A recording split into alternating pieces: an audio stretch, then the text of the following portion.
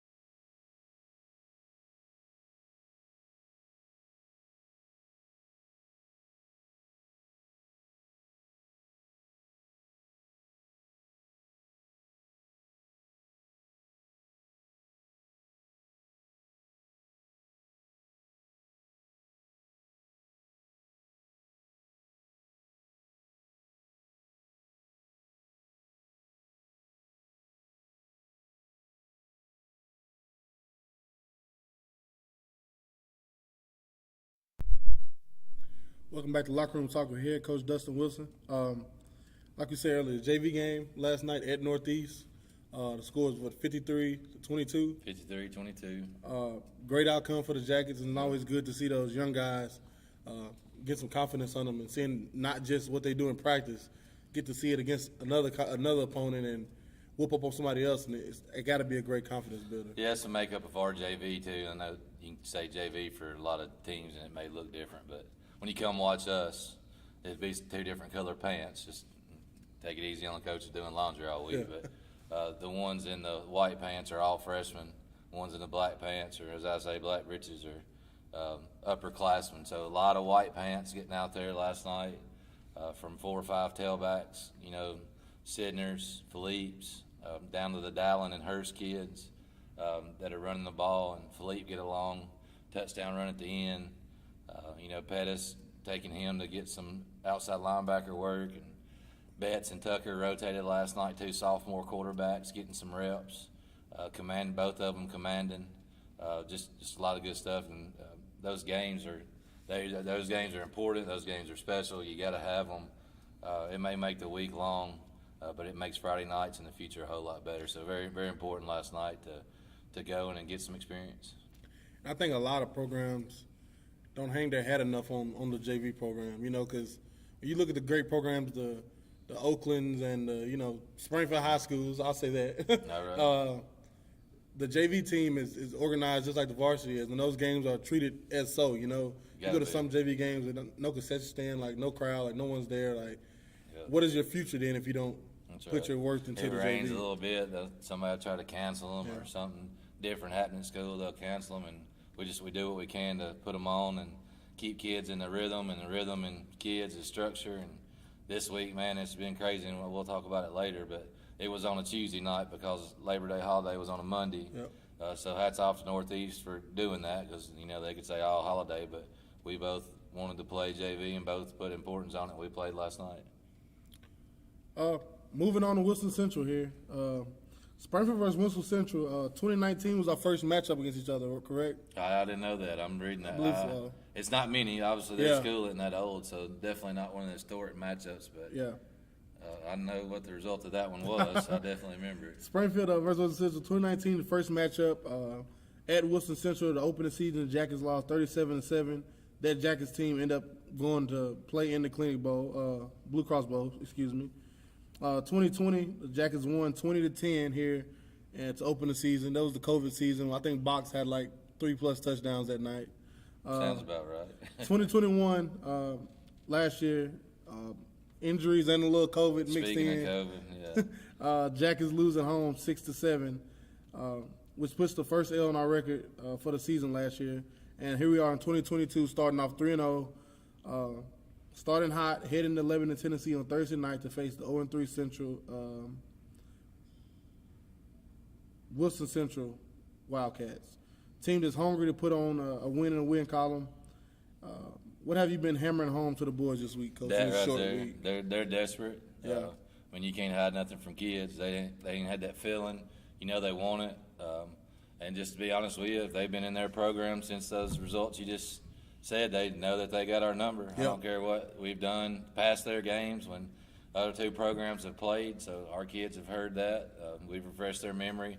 Our seniors remember that 37-7 L. They remember the Saturday morning after that 37-7 L.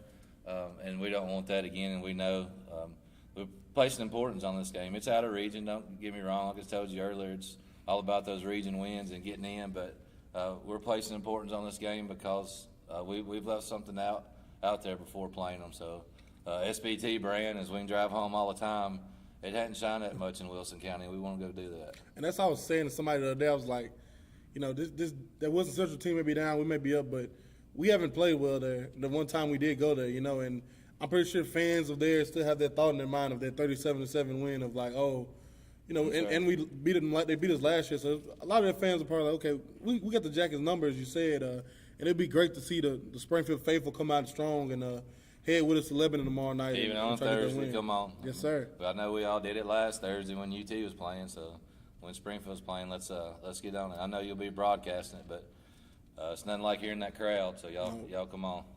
And me personally, you got to see some of these guys we got in person, Coach. To see a Kamarion Flair go up for a catch or a David Kershaw run down the sideline, you need to see that with your own eyes to see that we got some different guys here right now, and it's only get better with the things we're trying to do with this program. There's nothing like watching a game and at the game too. Like you can get it on yours and you can see it. You can see the results. But just you talking about size and even lack of size when you talking about little Joe, because he's little, but you might walk by him and laugh, but you'll be cheering him on first defensive play because here he comes. But it just puts that effect, that good feeling into a football game when you're there and watching and seeing the grill and the bands, and it's just high school football. High school football, and there's nothing like it. Nope. If any, I know it might be some. You got something to say here. What were some new challenges you faced on this short week? I know you're a super planner and probably started working on this, during baseball season. But if any, what challenges you faced this week with the short week? Well, we had a couple plans. Again, you try not to plan too far in advance because in high school and kids, you're going to have something that makes you change. But you're going to have one less day when TSSAA picks it. So I don't remember when it was, but it was right there when we were getting out of school or maybe the first, whatever. We knew we were playing this one on a Thursday. Then just so happens it's on the Labor Day week. So we had JV last night and then walked there today and then tomorrow. So regardless, we got some charter buses to take that out of the plan because schools are struggling right now with the bus drivers. So we can try to get out and get there early. There ain't no easy way to get over there. But we crammed 2 practice days into yesterday. We had our install Monday and our practice day Tuesday and our walk through the day before the game. And hopefully we'll go get the results. We won't give them an off day on a Friday and let them go watch some other football. That'd be nice. That's a great plan, Coach. Yeah, that's right. Yeah, as long as we're watching it smiling. Yeah. When we come back here on Locker Room Talk, we'll talk about a few SHS memories and talk a little more about Wilson Central.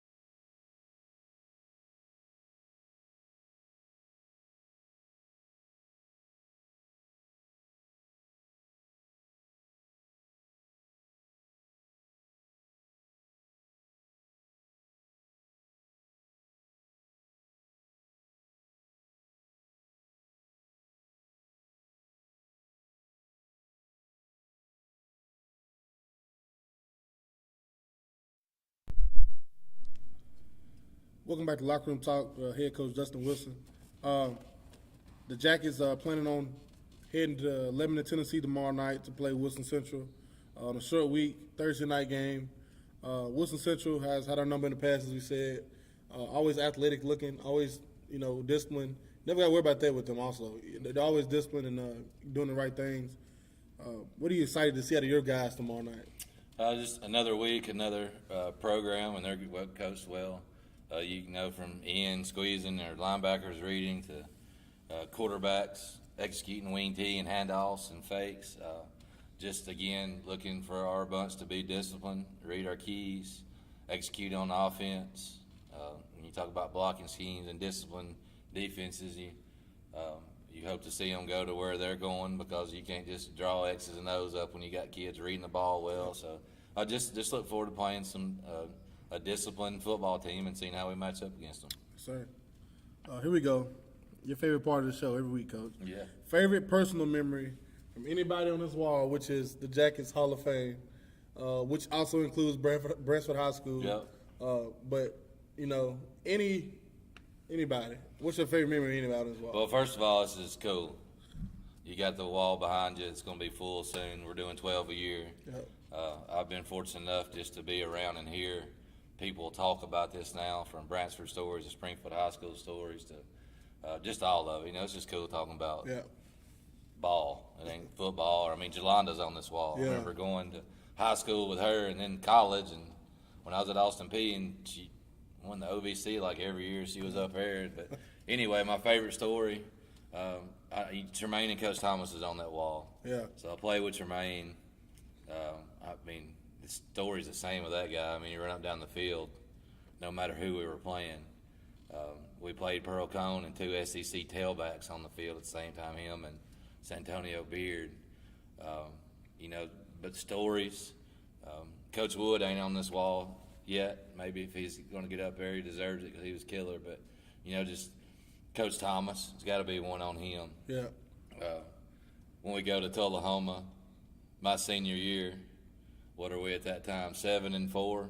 So it's the 12th. Yeah, 7-4. Yeah.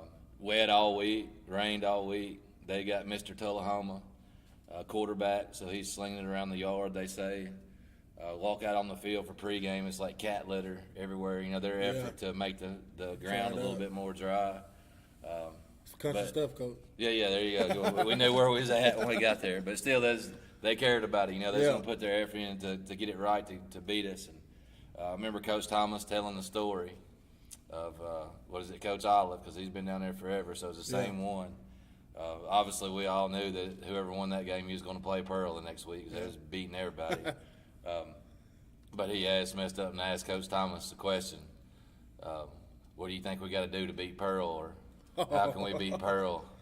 We're going to leave the answer off record, but that's still my best story because you may talk about X and O's in football, and you may talk about X and O's around Springfield, but if you talk about the grits and guts and toughness and all that stuff of Springfield High School football, man, it's just cool talking about Coach Thomas because he wasn't ever going to let you. No.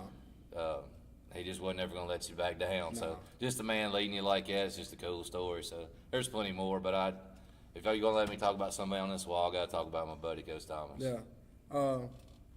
I got my first memory of Coach Thomas. My dad brought me here on a Friday evening. I got off work early. He brought me here, and he said, you want to go to the game tonight? I was like, yeah, sure. I'm a little kid. I've never been in a game before in my life. He brought me in here. I don't know where I'm going. He walked in that locker room in there, and he knocked on the door. He said, Coach. And Coach Thomas was like, well, come on in here. All I remember was a guy sitting behind a desk, rubbing his belly, and a bunch of people around listening to whatever he said. That's right. And the Jackets ended up going to Boyd Smith Field that night. The first time I ever went to Boyd Smith Field, saw the lights, all that. Yeah. And they beat up on somebody. And that's just my first memory of that guy, of him just always, like my dad. To me, is my dad, but to him is one of his former players. And to see that love he showed him, and to see the love he showed everybody in the room, it was the demeanor that he carried, and maybe not ever told you to respect him, but everybody kind of just respected him. It didn't matter what the sport was. So yeah, it was. I kind of had the same thing with you because my daddy knew him just like yours did. So I don't know if it's that fear of him calling you daddy or what, but yeah, it's good stuff when you got to meet him and be around him. Well, the hay's in the barns for the Jackets. They hit the road tomorrow night to face Wilson Central Wildcats in Lebanon. We encourage everybody that's able to come and support the Jackets as they try to start the 2022 campaign 4-0. As always, we'll be on the call tomorrow night, but we encourage everybody to come out to Lebanon and see these Jackets play football. From head coach Dustin Wilson, I'm Terrence Summers, and it's been Locker Room Talk. Go Jackets.